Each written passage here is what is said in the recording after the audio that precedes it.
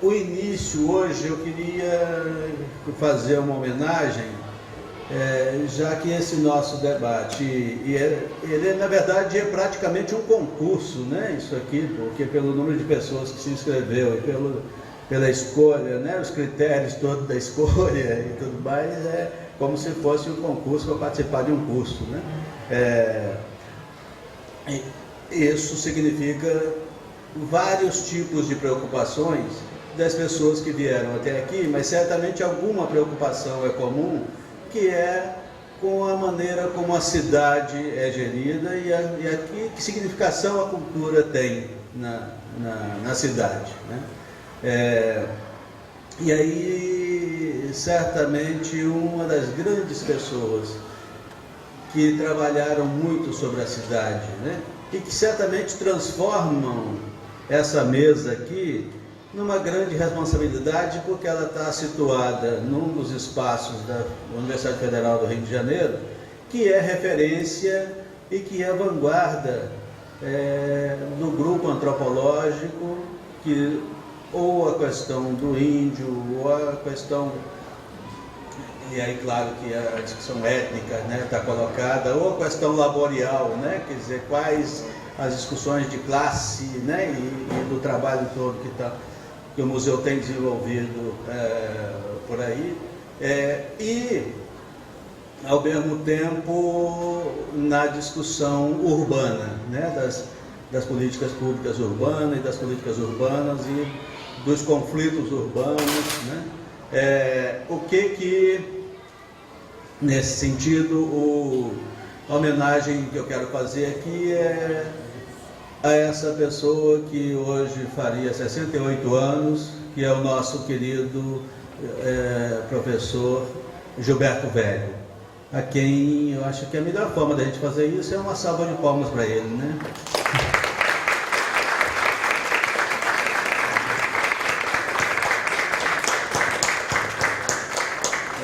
Era o nosso encerramento da sua palestra. Pô, desculpem. Não ensaiamos direito. Faltou combinar. Desculpem mesmo. Mas é que de fato é parte da minha fala, né?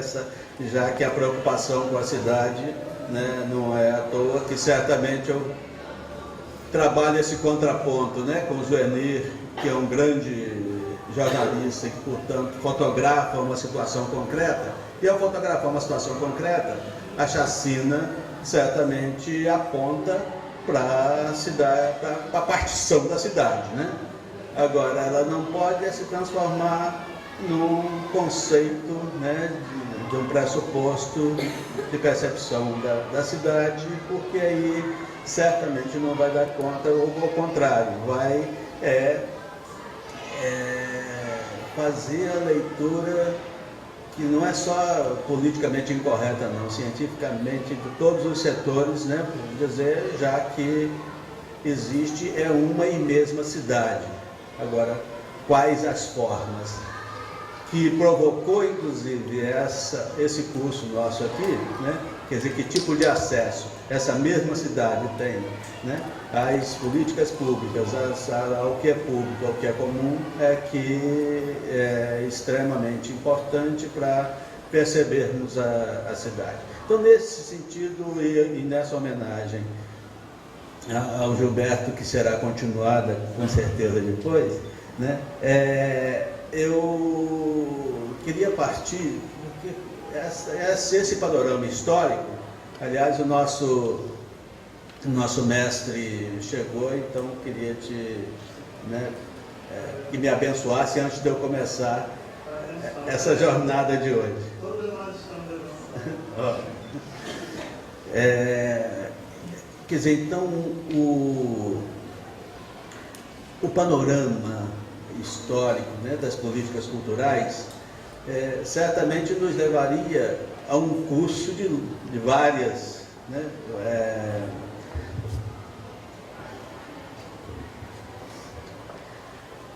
as pessoas vão contribuindo com essa expressão do comum, né, enquanto a hora que eu for dizer para vocês, aí eu coloco aqui também e já vai ampliando, né, a fala. Então, nessa dimensão, que certamente a gente não cair na tentação de como se todas as coisas que nós estamos falando tivessem começado a partir, sobretudo, dos momentos em que tem algum nível de intervenção nossa, né, no espaço público, né, e o que são as políticas públicas, como é que elas estão se dando. Claro que a política pública cultural, ela, desde que a família real chegou no Brasil, já se iniciou uma sistematização mínima de como tratar as políticas culturais. E quando você está falando de política cultural, como já ficou bastante claro ontem, eu estou falando hoje aqui muito à vontade, porque fui absolutamente, né, todo o caminho foi preparado pela Adriana aí.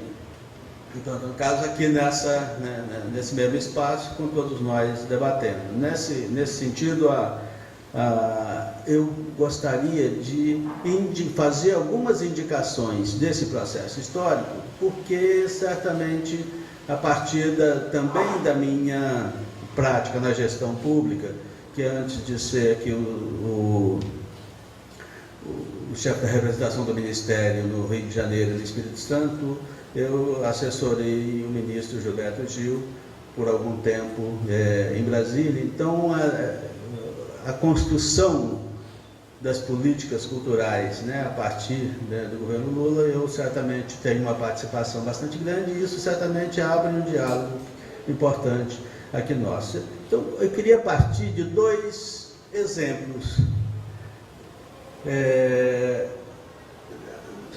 Há uma cidadezinha, um município que faz limite, eu já pertenci, mas faz limite hoje com o bairro chamado Monjolo, ou Monjolinho, que é um bairro rural onde eu nasci,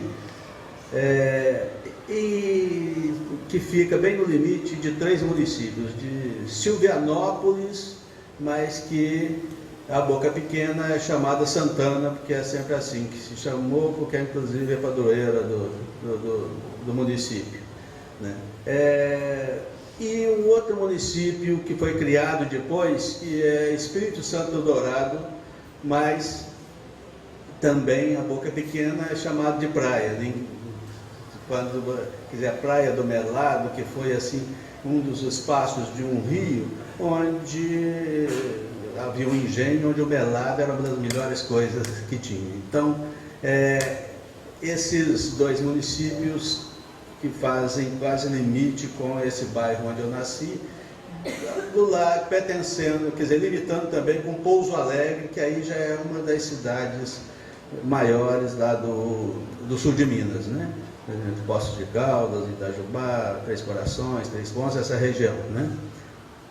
E aí, lá, além de eu ter iniciado, e certamente o que me apontou diferentes formas de opções posteriores, é ali que eu me tornei folião de reis, com a folia rural, né? E que faz a jornada mesmo dos dias todos, né? Desde o 25 de dezembro até o 6 de janeiro, grande parte das vezes emendando mesmo, né, passando, quer dizer, com os jantares que quase se transformam em festa, porque as pessoas recebem muito bem, e depois certamente é um arrasta-pé ainda para terminar e tal. E uma cidade, e Santana, ou Silvianópolis, tem uma festa há 235 anos, que é a festa de Nossa Senhora do Rosário, a festa do Rosário, que é dessas formas assim muito interessantes da resistência popular, né? E da cultura brasileira, né? Que é a festa da Congada, e com a tradição de Moçambique, mas que por muito tempo na história, como nós já vimos aqui, as várias etnias afro-indígenas, etc., que eram as reais aqui, eram perseguidas, né? Não tinham como desenvolver, ou as suas formas de expressão eram tidas como uma agressão às relações dominantes, fossem da religiosidade, fossem da política, das diferentes formas. Então, Nossa Senhora do Rosário é a que é escolhida para ser a padroeira daquela festa, e a festa dos 3 dias com no mínimo 15 a 20 ternos de congos de diferentes tradições, não só do município, mas da região, que durante os 3 dias fazem o ritual pelas ruas da cidade, e é a festa do ano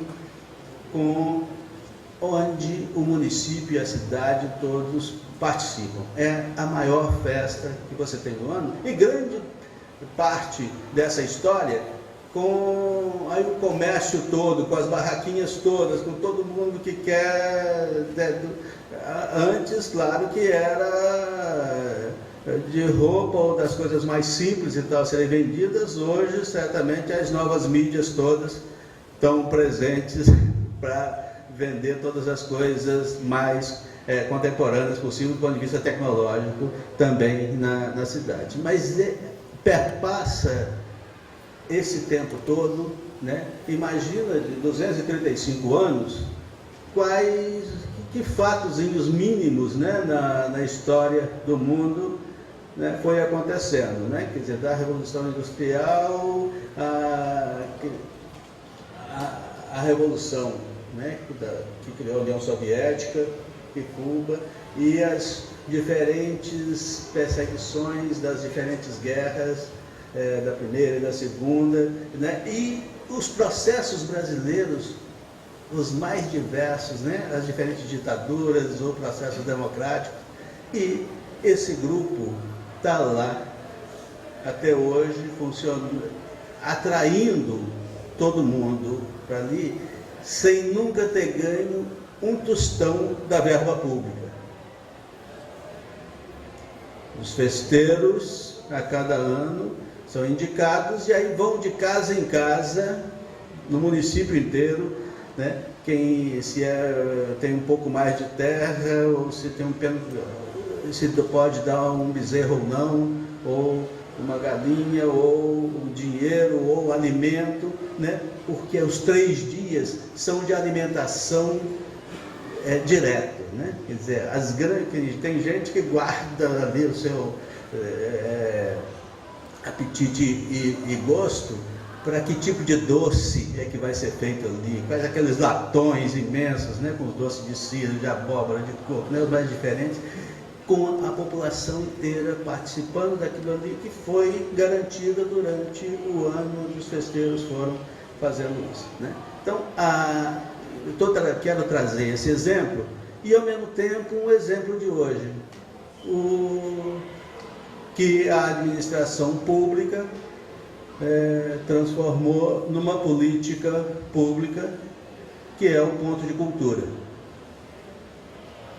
Na verdade, isso que eu estou falando de 235 anos atrás, é ou não é um ponto de cultura? Né?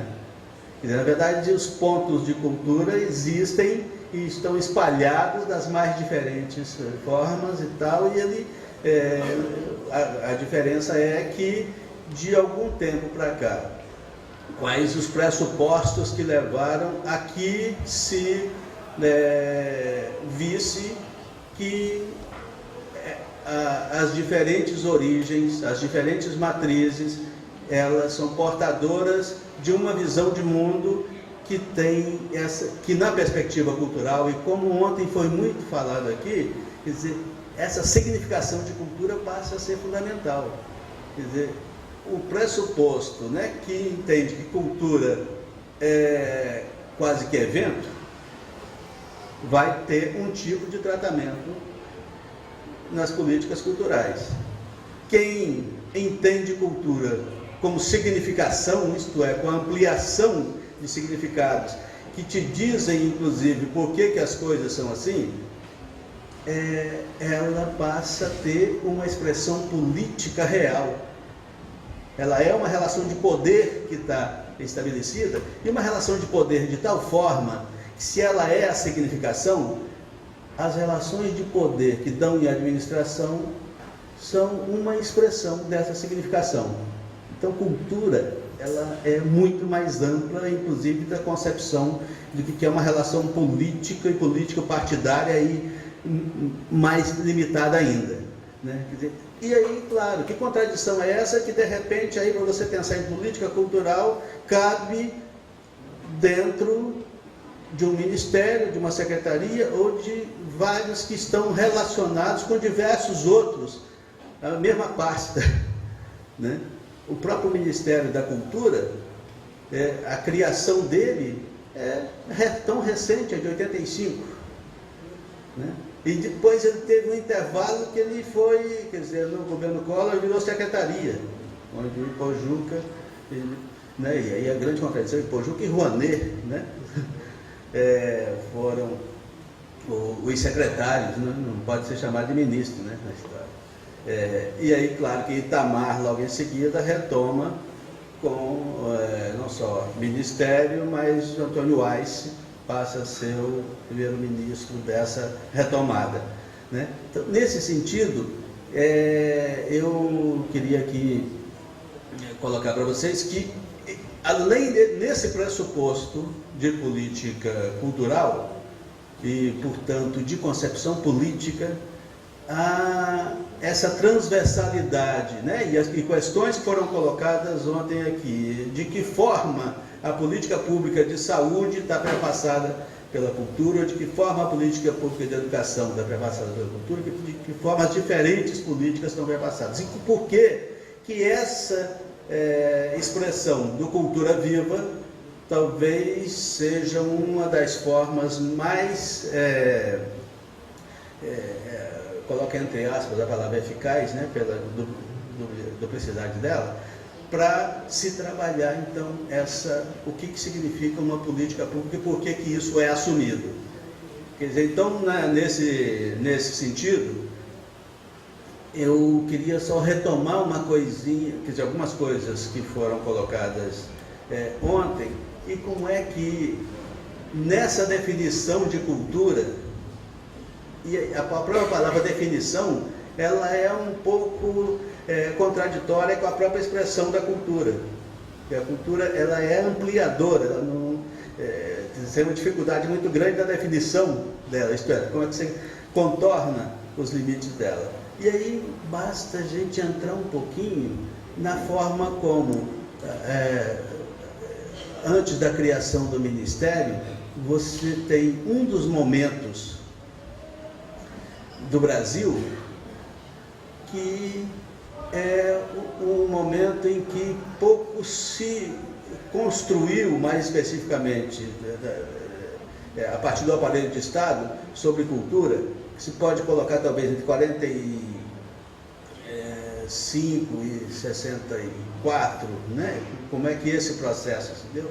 Porque ele traz a mudança, das maiores mudanças estruturantes do Brasil. Você tem praticamente a passagem do Brasil rural para o Brasil urbano. E com duas coisas assim muito impressionantes e muito próximas. Estradas, né, a concepção do desenvolvimentismo do JK e desse processo, como é que ela está colocada, e a chegada da televisão.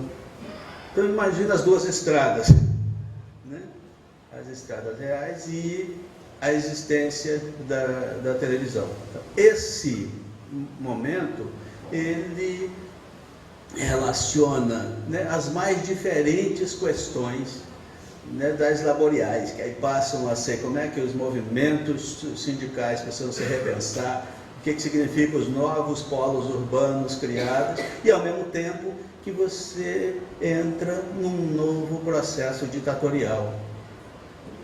E aí questões que estavam sendo já engrossadas e elaboradas, inclusive, pela sociedade, né? Quer dizer, pelas formas orgânicas da sociedade, né? Como é que a UNE, como é que diferentes articulações levavam aos centros populares de cultura, que movimentos, né, do cinema novo e de diferentes movimentos que estavam sendo trabalhados aí, e que tinham uma interlocução direta com o período curto da organização política que se estabeleceu naquele momento, inclusive no governo Jango e das questões que foram levantadas aí. Então, nesse sentido, eu queria abrir essa discussão, levando em conta essas questões aqui, trazendo apenas uma questãozinha que eu acho que é importante ser falada, que é o conceito de instituição, já que as relações são institucionais, né?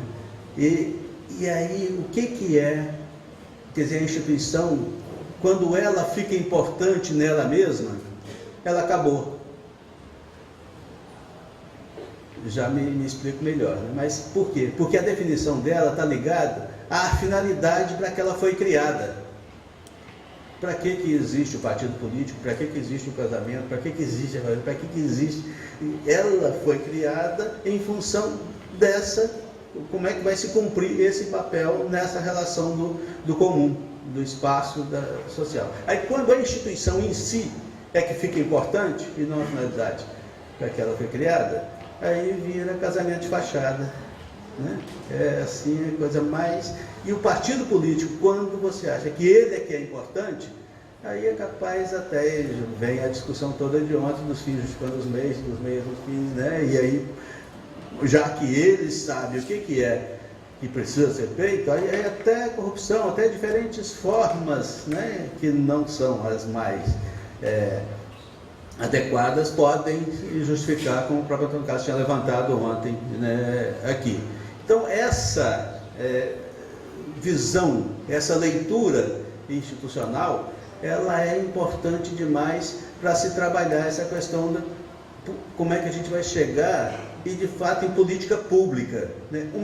As políticas culturais, elas já indicam que é o aparelho de Estado que está pensando, né, e criando, seja regulando, seja executando formas de como é que as verbas vão chegar, né, nos diferentes espaços, como é que a finalidade para que ele foi criado vai ser realizada ou não. Agora, isso é consolidado com a chamada política pública. Porque a política pública, ela só é real, só é pública mesmo, se tiver o protagonismo da sociedade, se tiver o protagonismo da população. Agora, como que é esse protagonismo? É a grande possibilidade de percepção que nós temos que ter. O que é a chamada sociedade organizada atuando?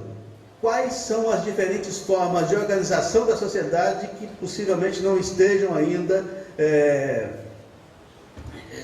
percebidas como sendo também formas orgânicas da sociedade? Então, há um desafio enorme, porque, como já foi muito falado aqui ontem, você pode, com isso, trazer desvios imensos na própria discussão da coisa pública e do comum, né? Então, nesse sentido, o grande desafio que está colocado é qual é o pressuposto institucional da forma de Estado que naquele momento está estabelecido. Se é o Estado democrático, o Estado democrático ainda tem uma dimensão amplíssima entre o que é Estado mínimo e que se coloca dentro da concepção da democracia, né? E o Estado cidadão, o Estado com a participação mais direta da população. Então, que pressupostos, né, são esses? E como é que é a convivência da existência no mesmo modelo dessa amplitude, né, de relações existentes que são pressupostas também na sociedade. E aí, claro que a gente precisa aí de um cuidado muito grande, né, com o significado que cada palavra que é usada para você classificar ou entender, ela vai adquirindo, né? Quer dizer, eu fiquei imaginando ontem a própria expressão que é bastante usada, o complexo, né? O complexo do Alemão, o complexo da Maré, o complexo da Tijuca, diferentes complexos e tal. Quando ele é trabalhado a partir desse pressuposto da fragilidade, como você colocou ontem aqui, né? E via de regra, os meios de comunicação trabalham com essa visão, né? Quer dizer, como se você mostra 15 minutos dentro do Jornal Nacional, da parte mais ligada com a fragilidade que, portanto, está o crime, e volta-se mais para a favela, está produzida no imaginário que a favela não só é violenta, mas ela é causa da violência, né? E aí inverte-se completamente a possibilidade de compreensão da cidade. Por quê? Porque o que é violência mesmo é a existência em si da favela. Que pressupostos são esses? A existência de uma cidade, que estrutura é essa, que ao mesmo tempo que você tem toda a demanda que é laborial, que é da existência do cotidiano da cidade, mas ao mesmo tempo você tem grande parte da cidade que o sujeito dela, né? No sentido da sua existência, essa grande parte da cidade que é central na construção do cotidiano da cidade, como é que funcionam as fábricas, como é que funcionam os supermercados, o que o trânsito, né, e todo o transporte, como é que ele é trabalhado, e como é que nas próprias casas, né, toda a discussão agora contemporânea, que é lá tão anterior, né, sobre a empregada doméstica, e todas essas questões, elas colocam essa parte toda da população, que é a demanda não só urbana, mas a demanda sistêmica da existência desses grupos todos. No entanto, na hora do acesso à coisa pública, seja estatal, governamental ou privada, ela é deixada absolutamente de lado. E aí, por isso, tem essas questõezinhas, né? A ideia de complexo. Né? Na verdade, é um conjunto que, no caso da Maré, tem 19 favelas diferentes, né? Com origens diferentes, com tradições diferentes, e vai para o Alemão, e vai para a Tijuca, e vai para os mais diferentes espaços e tal. Esse conjunto chamado de complexo pode ficar com essa percepção mais negativa, inclusive porque dificilmente alguém daqui, quando ouviu falar de qualquer coisa que acontece na região de Copacabana, Leme, Ipanema e Leblon, falou de lá como Complexo Zona Sul. Já ouviram alguma vez falando assim, né? Quer dizer, na verdade, teríamos essa mesma possibilidade de percepção. Só que aí você já está falando daquilo que é o pressuposto de cidade.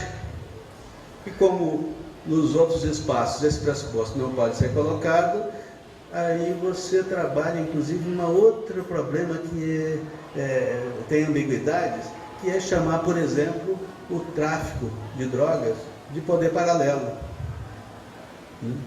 Poder paralelo é o poder instituído que age paralelamente. Aí, claro que milícia, aí tem várias, né, expressões na cidade que são o poder paralelo. Mas quando você vê, por exemplo, na ocupação do Alemão, aí aquela, né, parecia assim imagens de guerra, né, e dessas clássicas, como é que um tanto de gente, quer dizer, na verdade, claramente era colocado ali os bandidos, né, como se, né, fosse ali, que na verdade eram de pequenos negociantes a médios ou a negociar operários menores, né, que estavam, por quê? Porque tratam de uma demanda da cidade que está entre a terceira economia do mundo. Né? Então, como não tratar dessa forma? Né? Quer dizer, e aí, como se fosse parte do próprio poder público, que aí age paralelamente, substituindo aquilo ou trazendo aquilo que o próprio poder público não traz. Mas, enfim, certamente tem uma visão, no mínimo, polarizadora nisso que eu estou colocando para vocês. Mas, de qualquer forma, paralelo mesmo, além da milícia, é quando você passa em qualquer lugar, isso vai mais pelas periferias, favelas ou periferias urbanas mais distantes, e encontra o centro social, deputado tal, ou vereador tal, ou senador Então, existem essas coisas por aí, não existe? Né? Imagina, são pessoas que foram eleitas exatamente para fiscalizar e para exigir o cumprimento do poder público do acesso que todas as pessoas têm o mesmo direito dos que moram em diferentes lugares da cidade, seja para a educação, né? Então, com relação à escola, com relação à saúde, com relação à cultura, tem até centros culturais, às vezes, né? E aquilo ali é transformado para aquela pessoa que está ali, não só em moeda de troca para moradores dali, mas moeda de troca para o conjunto da cidade, porque aí a cidade vai dizendo, esse cara está ajudando a diminuir os riscos para nós, né, nessa história. É paralelo ou não, né, esse tipo de coisa? Era exatamente, e às vezes, né, você tem isso colocado. Por que será que culturalmente você tem colocado isso, inclusive, como bandeiras, né? Pessoas que fazem a maior propaganda desse processo na hora da propaganda eleitoral gratuita, essas coisas todas e tal. Então, eu acho que tem um conjunto aí que está relacionado, por exemplo, com outra ambiguidade, né? Coloquei essa do poder paralelo, mas tem algumas palavrinhas que me dão um certo arrepio quando eu ouço muito, né? Inclusive essa da exclusão e inclusão. Ela é muita moeda de troca. Você está falando de inclusão de gente que não foi excluída, nunca teve nesse processo, e que não vai ser também incluído, não, quer dizer, vai receber algum tipo de coisa que vai mantê-lo ainda fora daquilo que é a estrutura real das relações que pode, né, que ele tem direito na história. Quer dizer, então aí você entra nessa discussão, nesse pressuposto da cultura como direito, das expressões reais da cidade que precisam ser completamente trabalhadas e percebidas de uma forma mais clara, né? Quer dizer, a outra palavrinha que me dá medo também quando eu ouço é assim, tolerância, né? Alguém aqui gostaria de ser tolerado por alguém? Quer dizer, e ela é colocada como se fosse uma grande saída do ponto de vista, inclusive, democrático, né? Quer dizer, você ter passeatas ou as coisas todas, né, em função contra a intolerância, né? E tal. Na verdade, você está discutindo uma outra questão, é a liberdade. Pela liberdade da prática, para que todas as pessoas pratiquem aquilo que é identificado para eles, né? Quer dizer, então ela, na verdade, está falando de um tipo de dominação. Quer dizer, quando você tolera, porque um é mais importante que o outro, um é mais forte que o outro. É uma reprodução da relação de dominação. Assim como várias outras conceitos e palavras que podem ser usados. E aí estamos dentro da discussão da significação das coisas. O que significa as mais diferentes relações que a gente estabelece no dia a dia. E aí é claro que, a partir disso, você tem expressões que são expressões em diferentes linguagens que vão ser trabalhadas, né? Da literatura, à música, aos mais diferentes possibilidades que possam garantir que não é a partir da relação de dominação que ela se estabelece, né? Porque na verdade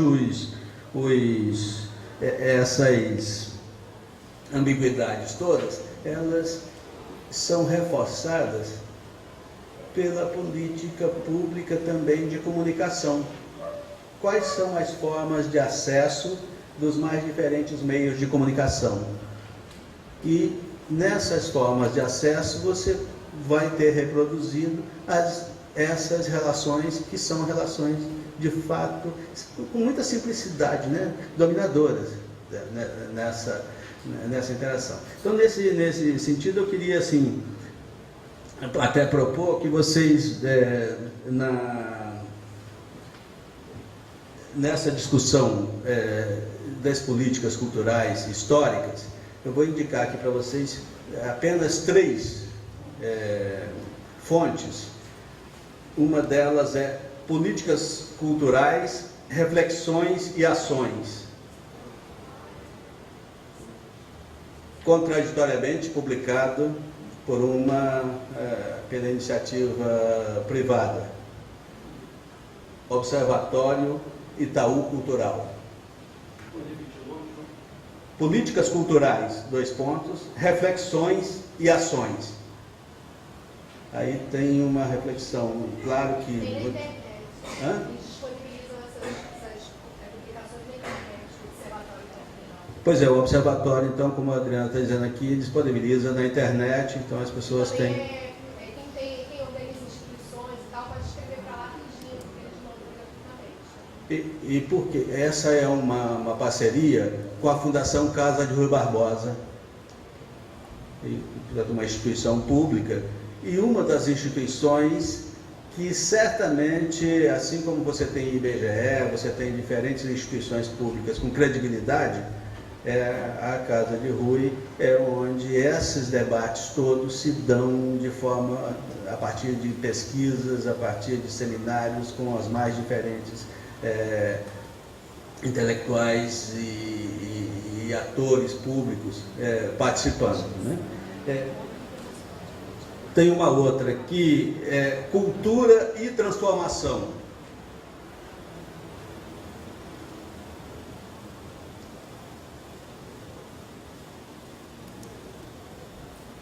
Políticas, o subtítulo é Políticas e Experiências Culturais,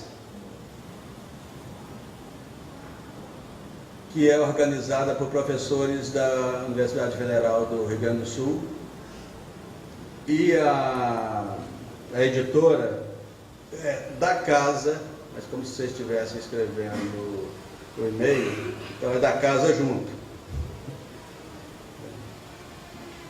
E aqui também tem certamente uma das boas fontes. E aí uma série de textos, né, da coleção Textos Nômades da Fundação da Casa Rui Barbosa, o número 2 dos Textos Nômades, que é exatamente Políticas Culturais no Brasil, História e Contemporaneidade, né? Que é a proposta que foi feita aqui, né? E claro que eu seria Tem sempre as 3 horas para mim. Eu seria um professor pós-moderno se eu estivesse trazendo para cá a tela e você estivesse com todas as datas, todas as coisas aí. Mas como eu acho que eu sou pós-contemporâneo, que eu quero que a palavra e o pensamento dialoguem assim no olho, eu prefiro trabalhar ainda dessa forma, o que não significa que eu esteja dizendo que não deva trabalhar com a outra, né? É uma questão só de como... Então, nesse caso, você tem, por exemplo, uma cronologia que está sendo trabalhada, né, nesse grupo, a partir desse seminário, desde 1937, desde a consolidação do SFAM, não é nem o IFAM ainda, é o Serviço, né, do Patrimônio Histórico e Artístico Nacional, lá em 1937, a criação do Conselho Nacional de Cultura, veja bem aonde está.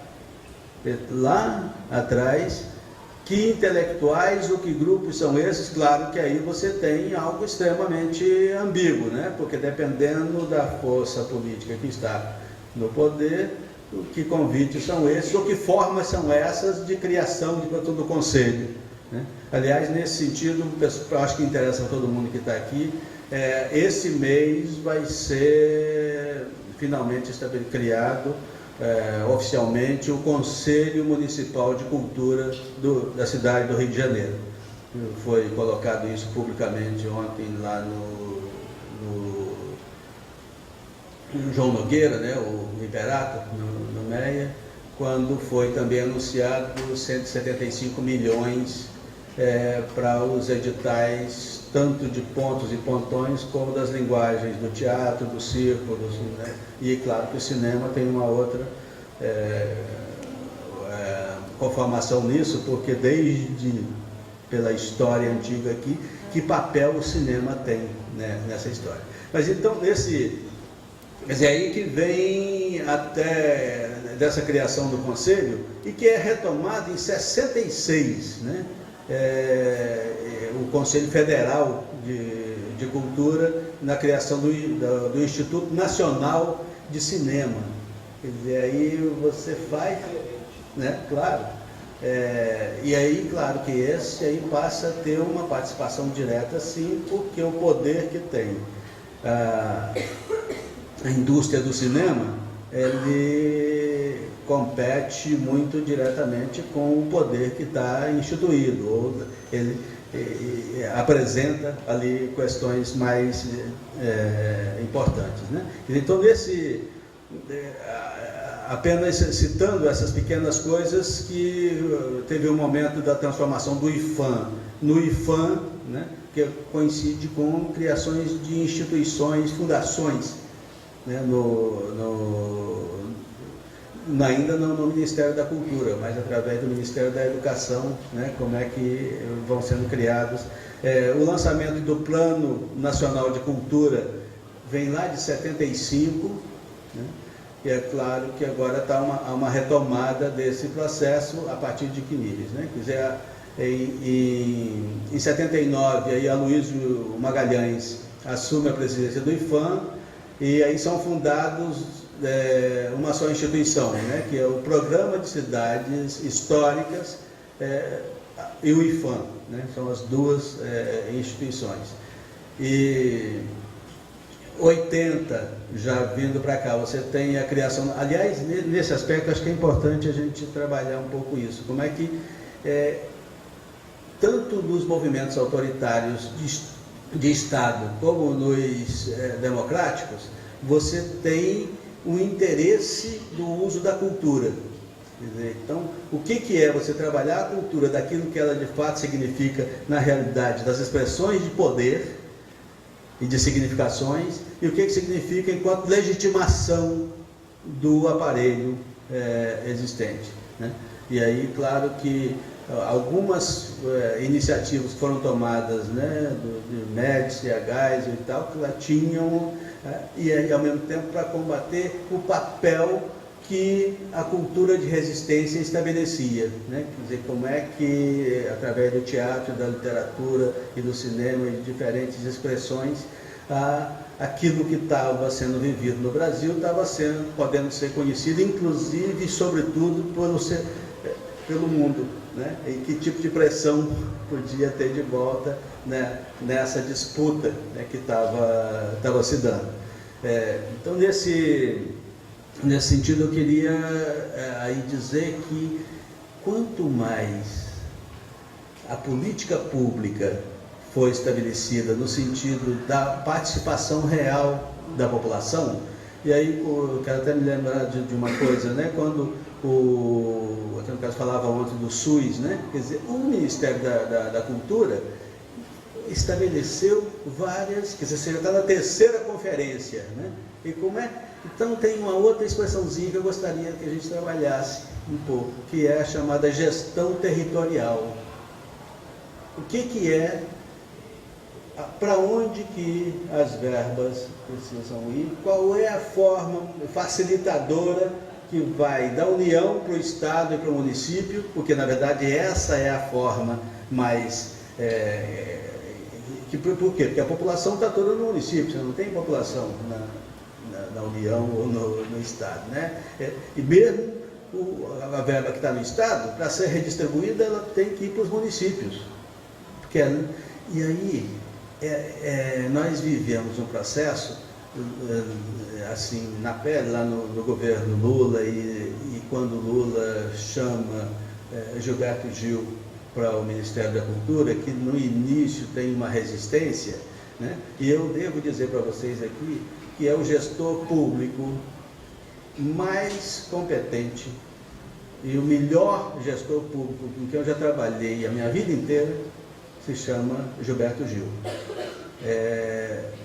Porque pelos pressupostos que estão colocados, que visão de cultura, que visão de expressão da população e quais são as medidas ou quais são as políticas que têm que ser estabelecidas para que os que nunca tiveram acesso tenham de fato esse acesso, para que você possa chamar de política pública.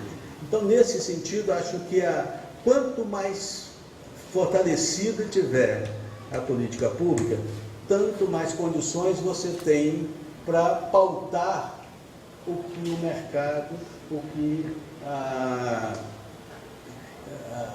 todas a propriedade privada, as entidades privadas tem como encaminhar as coisas, né? Porque quanto menos participação você tem, ou quanto menos democráticas são as relações, quem pauta a gestão pública é a iniciativa privada ou o mercado, né? Basta dar uma olhadinha no ECAD, basta dar uma olhadinha em algumas expressões que nós temos aí no nosso cotidiano.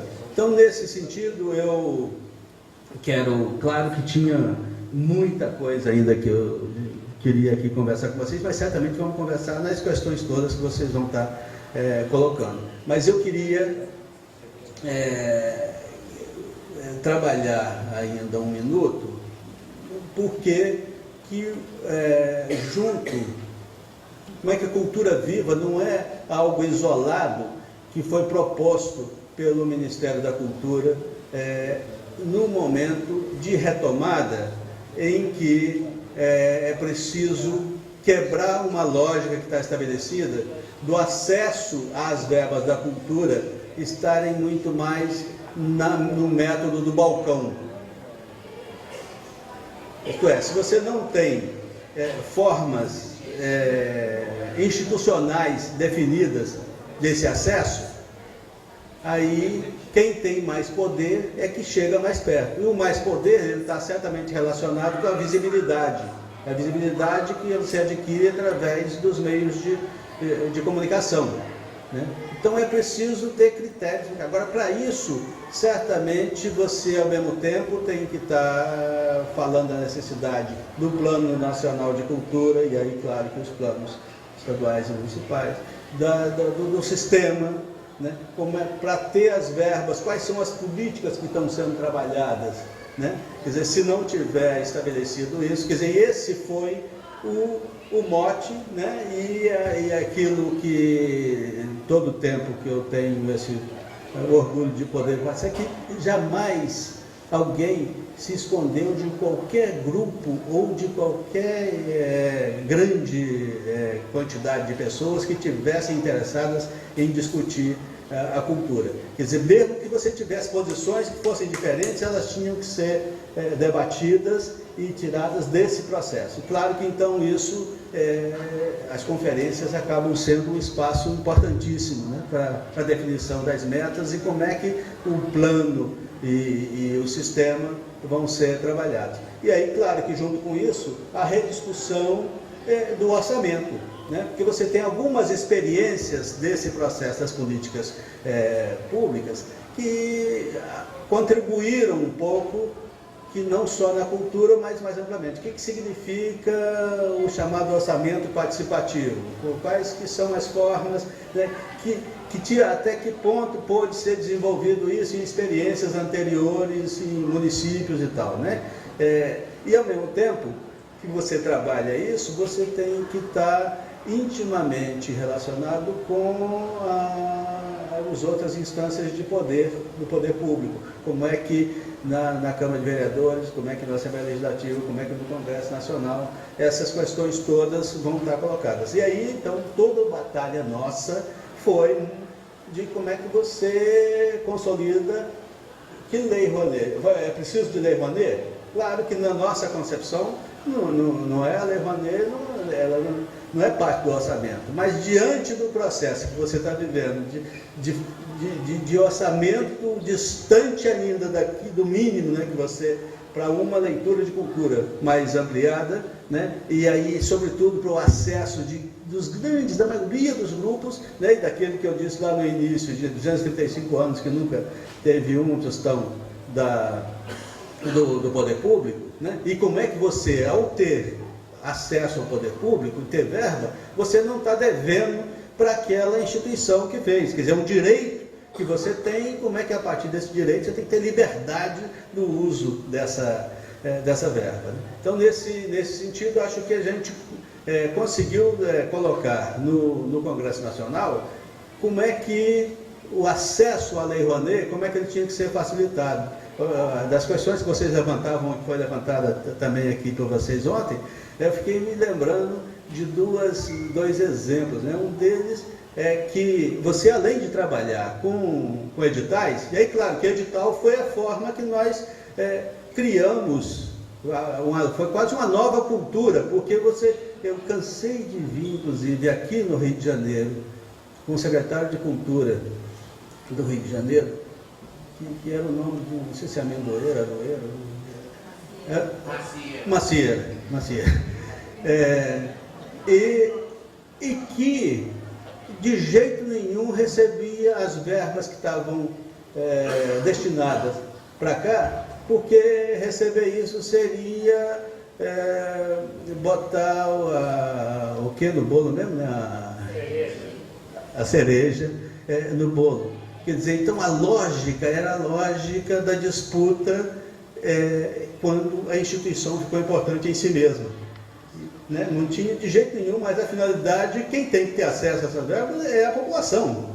E aí, como não tinham, uma das formas que a gente encontrou da população ter esse acesso direto foi criar editais, porque o edital concorre quem quer. Né? E aí, de repente, você chegava, o Rio de Janeiro, claro que é muito maior, mas você chegava em Angra e outros lugares que essa mesma coisa acontecia, e aí o prefeito e vereadores e todo mundo via que todos os setores da cultura estavam tendo acesso às verbas e estavam produzindo conferências, e começaram a chegar e a ver como é que fazer.